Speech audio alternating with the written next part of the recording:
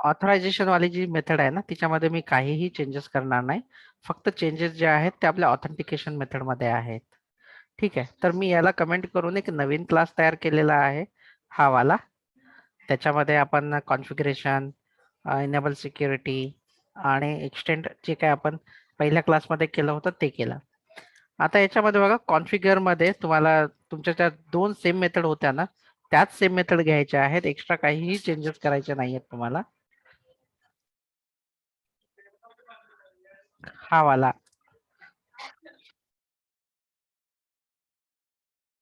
हा वाला. आणि दुसरा जो कॉन्फिगर आहे ऑथरायझेशन साठी जो आपण घेतोय कॉन्फिगर मेथड, ही वाली जी मेथड आहे, आपल्याला इथे जसं लास्ट वेळेस आपण परमिशन दिल्या होत्या त्याच आपण परमिशन ठेवणार आहोत. फक्त चेंजेस जे आहेत जेडीबीसी ऑथेंटिकेशन साठी, लास्ट वेळेस तुम्ही काय केलं होतं, इथे घेतलं होतं ऑथ डॉट इन मेमरी घेतलं होतं इथे तुम्ही, बरोबर.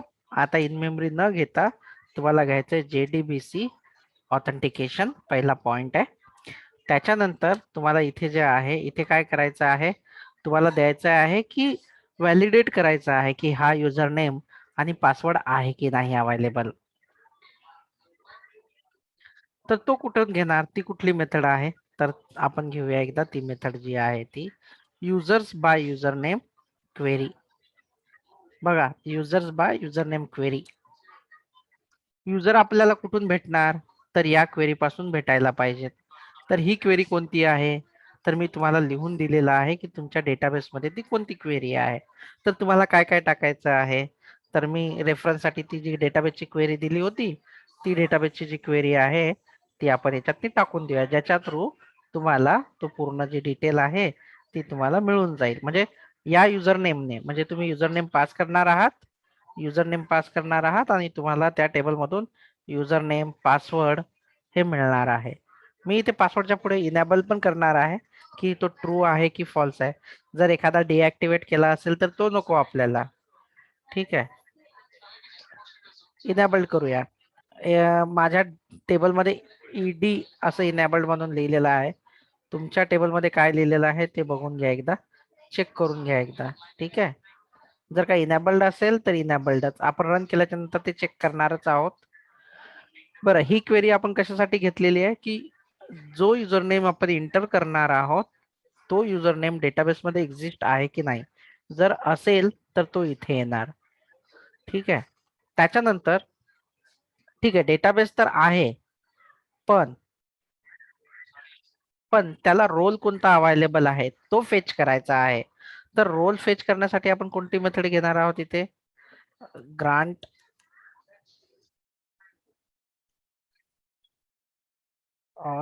डॉट, सॉरी इथे सेमीकॉलन द्यायला नको होतं मी. ठीक आहे, डॉट ऑथॉरिटी. बघा इथे authorities, authorities by user name ही एक क्वेरी आहे. ही जी क्वेरी आहे ती लक्षात ठेवा, युजर नेमने डेटाबेस मधून डेटा फेच करेल. कोणता कोणता डेटा, युजर नेम, पासवर्ड आणि इनेबल्ड आहे की नाही. ओके, ठीक आहे. त्याच्यानंतर दुसरी जी क्वेरी चालणार आहे ती याच्यासाठी चालणार आहे की युजर नेमने डेटा येईल, पण काय डेटा येईल, युजर नेम आणि त्याचा रोल कोणता आहे ते येईल. ठीक आहे, बस. तर त्याच्यासाठी आपण क्वेरी लिहिलेली आहे आणि ती क्वेरी कोणती आहे तुम्हाला माहितीच आहे. ठीक आहे,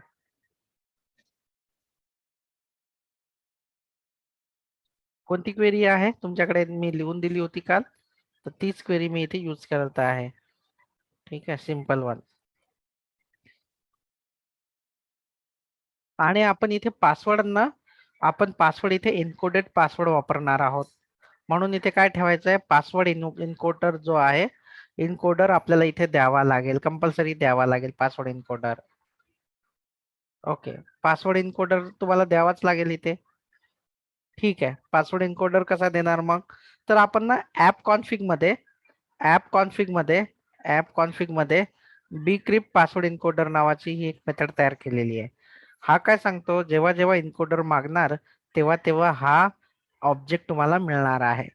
तर तुम्ही तुमच्या सिक्युरिटी कॉन्फिगर मध्ये इथे इथे प्रायव्हेट ऍप कॉन्फिग आणि जो काही पासवर्ड जो दिलेला आहे, पासवर्ड इनकोडर असं तुम्ही त्याला नाव द्या, जे त्याला पाहिजे ते असं. म्हणजे हा एक वे आहे तुम्हाला हे असं करण्याचा, वेगळा क्लास तयार करून तुम्ही असं करू शकता, असं वाला @AutoWired. ठीक आहे. पण आता मग मला एक प्रश्न पडतोय की कोणत्या डेटाबेस सोबत कनेक्ट व्हायचंय, which data should be database connect, तो डेटाबेस कुठे आहे ते कसं माहित पडेल. तर डेटाबेसची इन्फॉर्मेशन ही डेटा सोर्स मध्ये असते. मग डेटा सोर्स आपल्याला कुठून मिळेल, तर ऑलरेडी आपण JDBC जे आहे ती डिपेंडन्सी घेतलेली आहे.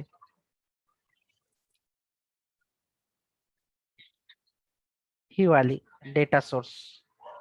ठीक आहे. तर त्याला डेटा सोर्स जो आहे तो आपण डेटा सोर्स घेऊ शकतो इथून. हा पण डेटा सोर्स आलाय, डेटा सोर्स. आणि याला @AutoWired करा असं. मग आता याला डेटा सोर्स कुठून द्यायचा, तर या ऑथेंटिकेशन मेथड मध्ये तुम्हाला इथे तो ऑप्शन येईल की डेटा सोर्स कुठे तुम्हाला द्यायचा आहे. तर ते पण आपण लिहून घेतलं होतं की कशा पद्धतीने आपल्याला करायचंय, तर तेही कन्फ्युजन आपण काढलं होतं. इथे तुम्ही डेटा सोर्स, जस्ट तुम्हाला डेटा सोर्स द्यायचं होतं आणि इथे जे डेटा सोर्स आहे तो तुम्हाला क्रिएट करायचा होता.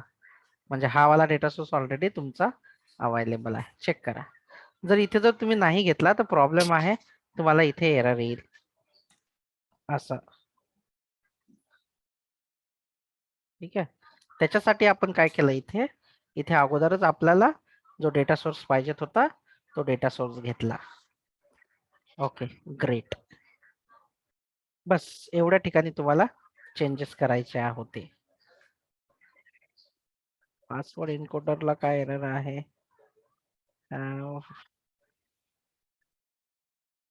Method password encoder app config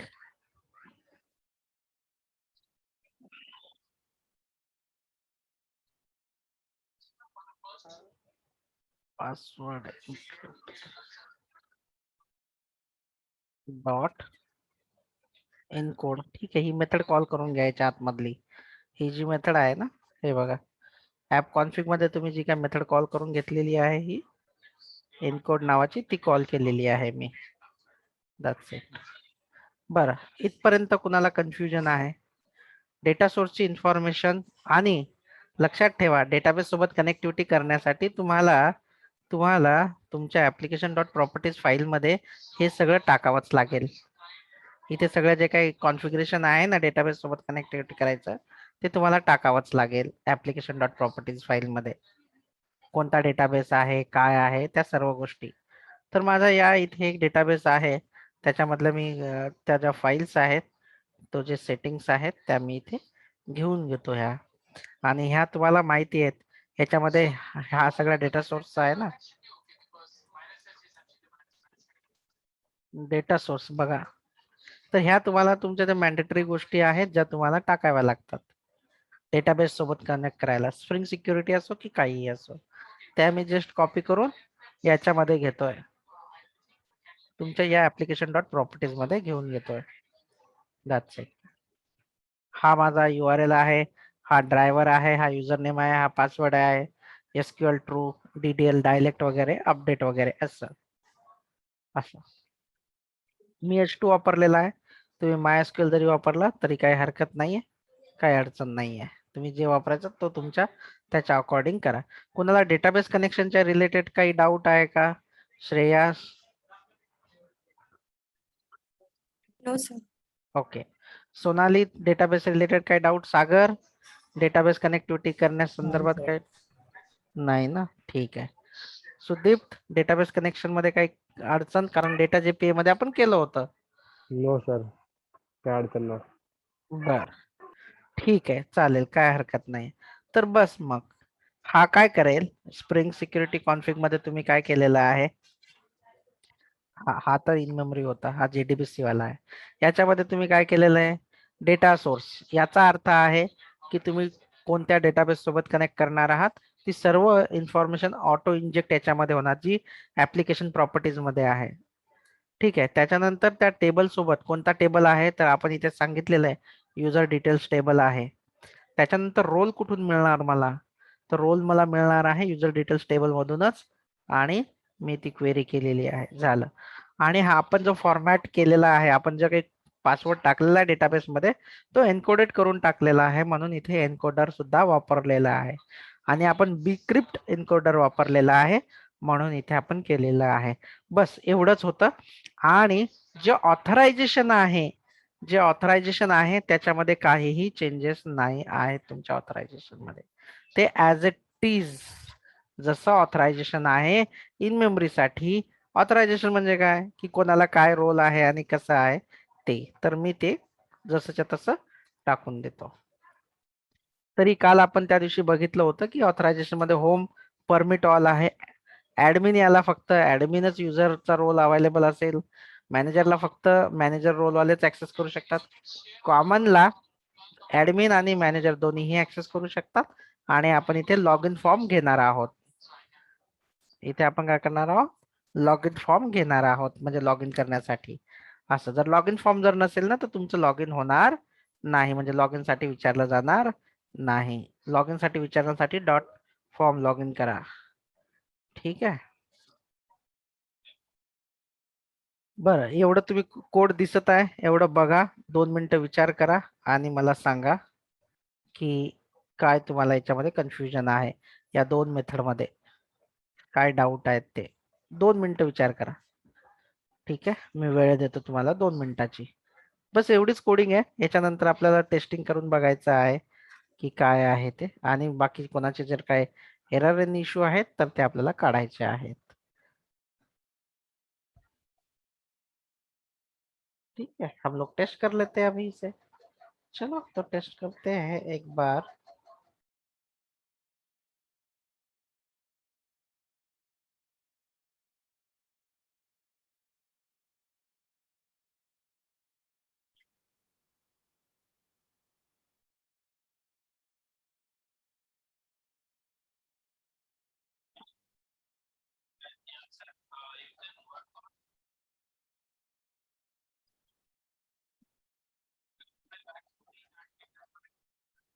क्या हो गया इसका, क्यों रन नहीं हुआ? ओह,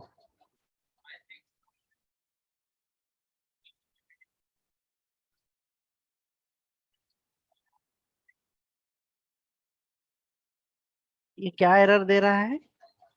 What is saying that consider naming one of the bins enabling overriding setting defined disabled defined in the class resource security. अरे ओह सॉरी, हम लोगों ने 2 जगह पे किया है ना. Sorry, we have not at a 2 time. ठीक है, ओके ग्रेट. अभी हम लोग स्टार्ट करते हैं.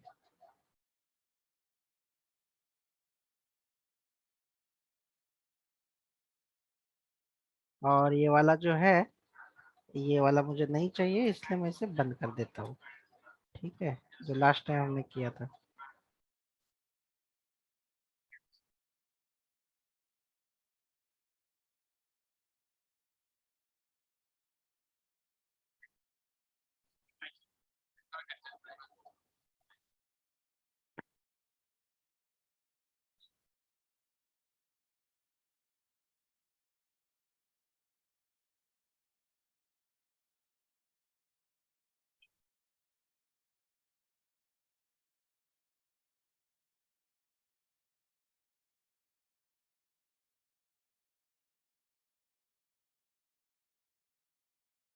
क्या एरर दे रहा है ये?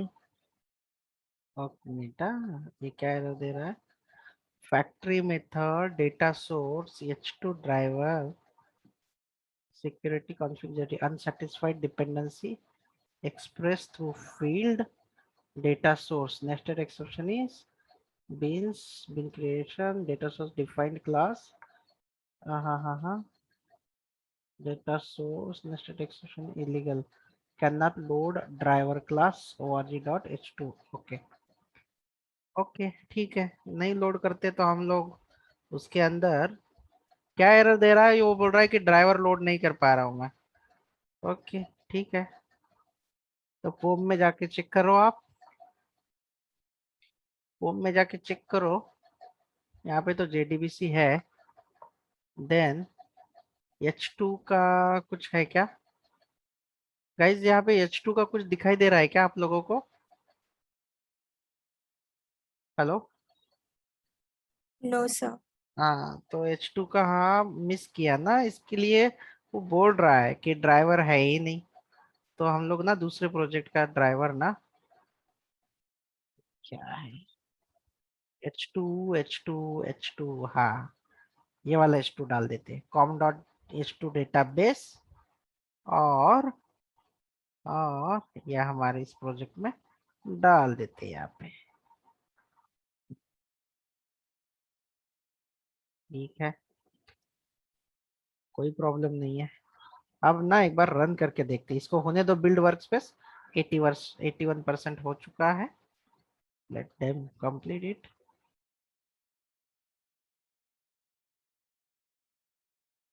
बस अभी टेस्टिंग बाकी है, बस इतना ही कोड था। और अभी जो एरर आएंगे वो निकालेंगे, किसी का कुछ एरर रहेगा, if someone want to facing any issue, तो हम लोग उसे करेंगे।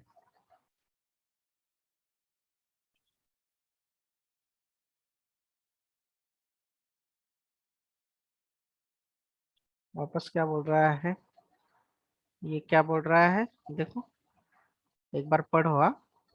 Bin data source script initialisation, okay. ये बोल रहा है कि data source init fail to execute script statement, कौन सा स्टेटमेंट? डेटा डॉट एसक्यूएल में कुछ तो है जिसमें एक्सपेक्टेड है semi colon, okay with, okay ऐसा है क्या? ठीक है, मैंने ना एक data dot SQL data insert करने के लिए ऑटोमेटिकली, ये H2 है मेरा डेटाबेस, इसलिए क्या होता है जब भी रन करेंगे तब ऑटोमेटिकली डेटा चला जाता है। इसीलिए मैंने क्या किया रहेगा कि यहाँ पे डेटा डॉट एसक्यूएल नाम की एक फाइल बनाई और उसमें वो इंसर्ट की और क्रिएट की केस का मैंने वो बनाया हुआ है। तो वो फाइल में कुछ गड़बड़ है, ठीक है, बाकी तो सब सही है। सो डोंट वरी, मी हे का घेतलं, ही डेटा डॉट एसक्यूएल का सोर्स मध्ये टाकली कारण की ऑटोमॅटिकली तिथून टेबल क्रिएट व्हावा। ओके, इथे इथे सेमीकॉलन पाहिजेत होतं, मी नव्हतं टाकलं। ठीक आहे, आणि इन्सर्ट इंटू वाला पण ते माझं नाहीये, कुणाकडे आहे का इन्सर्ट इंटू वाली ती क्वेरी? असेल ओपन कोणाची सिस्टीम तर मला पाठवा, मला चेक करावं लागेल ते कुणाकडे आहे का। ठीक आहे, नाही जरी केलं तरी चालेल।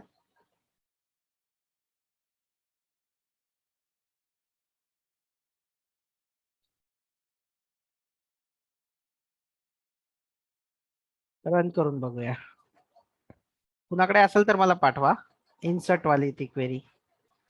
हे बघा डेटाबेस हा जो आहे ना चालू झाला, माझ्या एका जुन्या प्रोजेक्ट मध्ये असेल तर ठीक आहे, चेक करूया या ओल्ड प्रोजेक्ट मध्ये।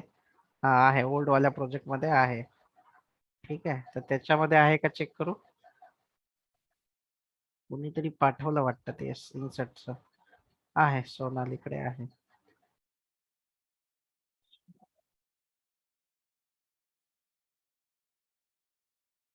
ओके ठीक आहे, थँक्यू सोनाली, भेटला हा मला। ठीक आहे, चॅट वरून घेतोय मी, याच्यामध्ये इंटिजर घेतलाय मी। हा, ऍडमिन आहे आणि एक युजर आहे, सेव्ह करूया आणि याला आता परत रन करूया।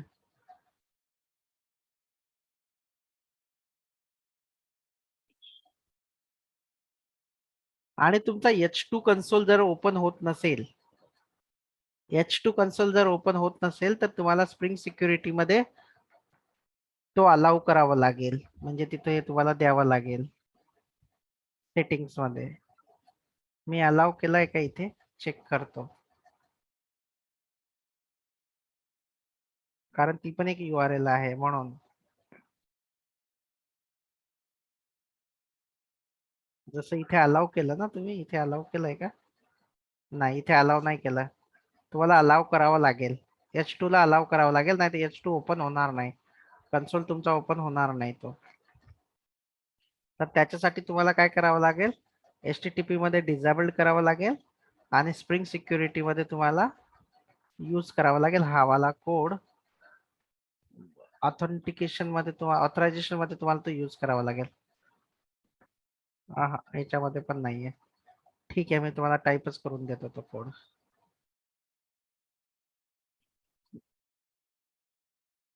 चेक करूया एकदा, कन्सोल ओपन करू. माझ्याकडे कन्सोल ओपन होतोय का तो चेक करा. मी माझ्याकडे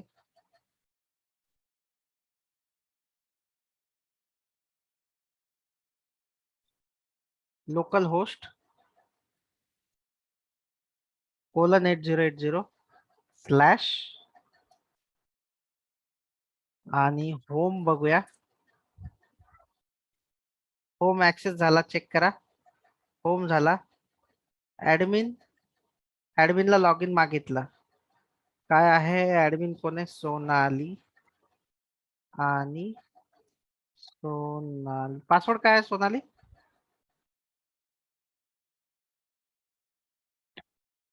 पासवर्ड काय आहे सोनाली?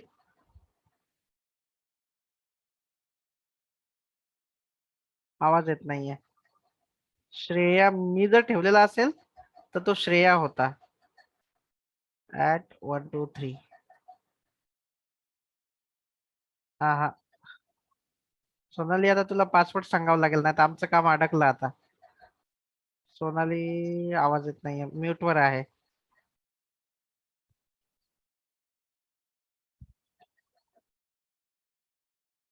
सोनाली @ असेल का सोनालीचा? सोनाली @123. नाही रे मुलांनो, नाहीये. आता हा पासवर्ड काय ठेवलाय माहिती नाहीये.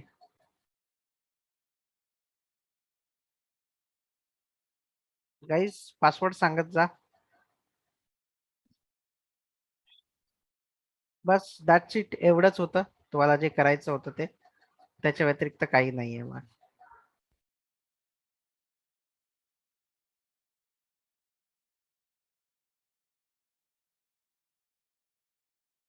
आणि तुम्हाला अलाव करायचं सांगून देतो एकदा मी.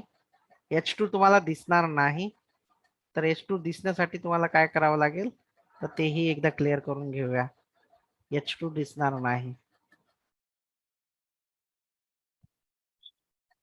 बघा, तुम्हाला लोकल होस्ट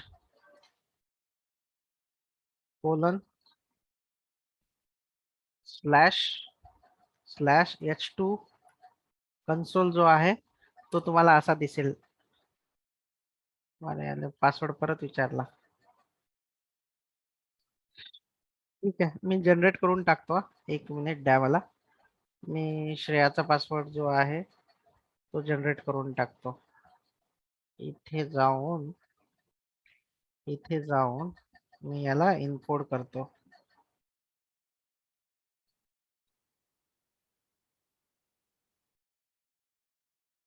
मी त्याला परत रन करतो, जेणेकरून मला तो पासवर्ड मिळेल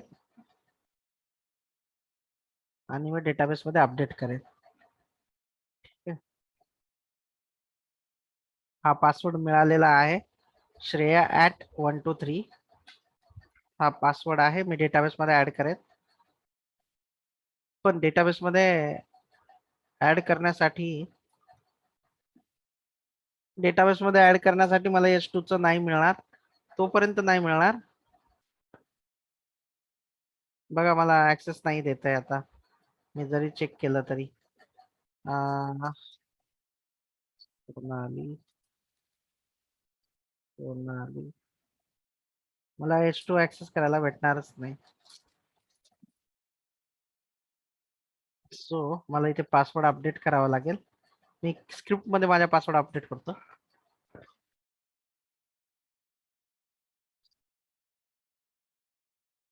डेटाबेसच्या स्क्रिप्ट मध्ये मी पासवर्ड अपडेट करतो.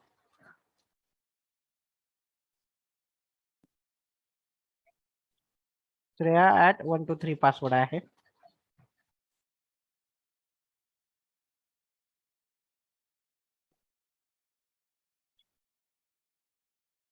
Replace all, close, save. आता परत रिरन करतो.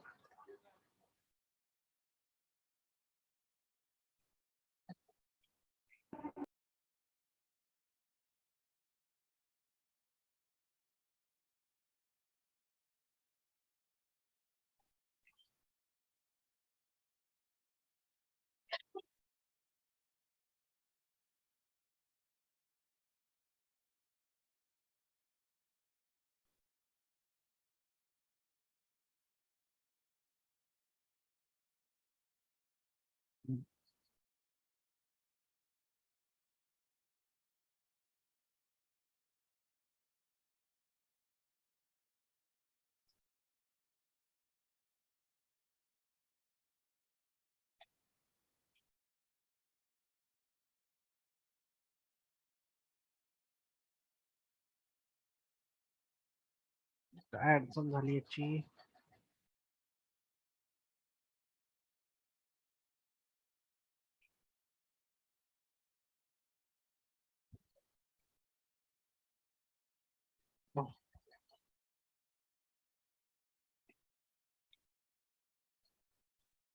श्रेया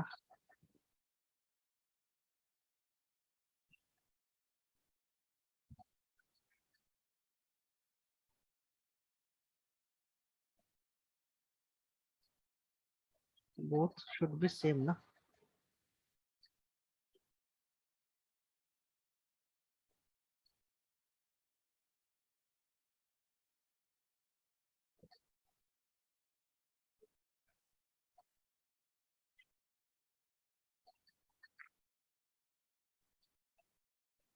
बस झालं हे. सेव्ह केला. माझा जो डेटाबेस आहे तो स्टार्ट करूया.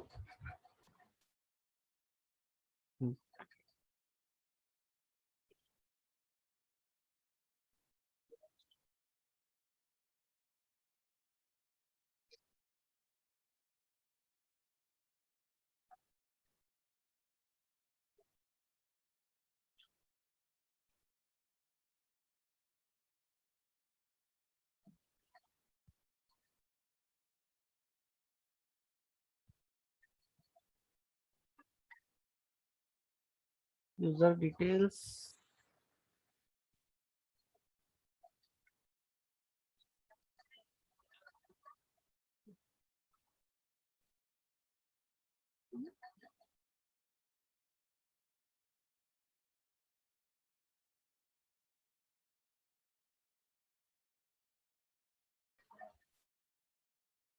जर का तुम्हाला असं वाटत असेल की 403 हा असा असा एरर नाही दाखवायचा तुम्हाला, हा इट सिम समथिंग रॉंग ना. हा तुम्हाला नाही दाखवायचा आहे. असा तुम्हाला स्वतःच पेज दाखवायचं असेल तर त्याच्यासाठी तुम्हाला काय करावं लागेल, सिम्पली इथे लिहायचं आहे and exception handling access denied page slash आणि स्लॅश ऍक्सेस डिनाईड. हे कोणतं दाखवायचं आहे, तुमच्याकडे ती कंट्रोलर मेथड असायला पाहिजे, ही वाली ती पाथ आहे. आणि हा पेजचं नाव आहे जो तुमच्या या टेम्पलेट वर जाऊन रिडायरेक्ट होईल. जर मी आता याला परत रिरन केलं आणि ट्राय केलं तर चेक करा.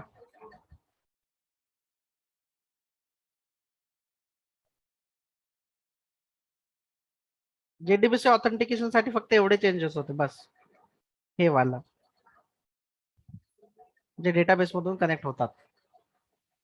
झालं तुमचं ते. आता मी ऍडमिनने लॉग इन करत आहे.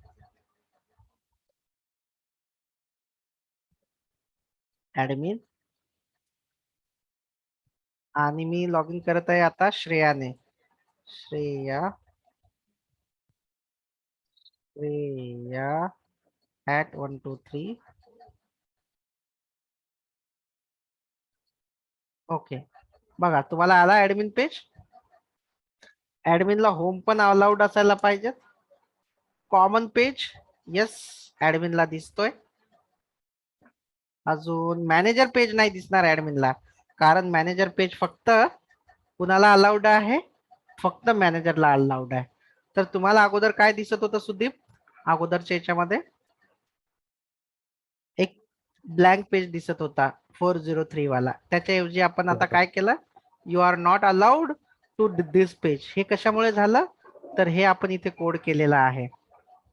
HTML च्या याच्यामध्ये. हा इथे इथे इथे इथे कोड केलेला आहे. आपण म्हटलं की एक्सेप्शन जर आलं ऑथरायझेशनचं, तर ऍक्सेस डिनाईड जर असेल तर या URL वर जायला पाहिजे. एक्सेप्शन अकड झालं, पण कोणत्या एक्सेप्शन साठी, ऍक्सेस डिनाईडच्या. तर कोणत्या पेजवर जायला पाहिजे, ऍक्सेस डिनाईडच्या URL वर जायला पाहिजे. ऍक्सेस डिनाईड URL कुठे आहे तुझी, होम कंट्रोलर मध्ये Home इथे control. आहे. आणि इथून कुठे रिडायरेक्ट होतोय तू, ऍक्सेस डिनाईड नावाच्या पेजवर, जे की तुझं इथे आहे. ओके, तर ही सगळी तुम्ही प्रॅक्टिस करा. आता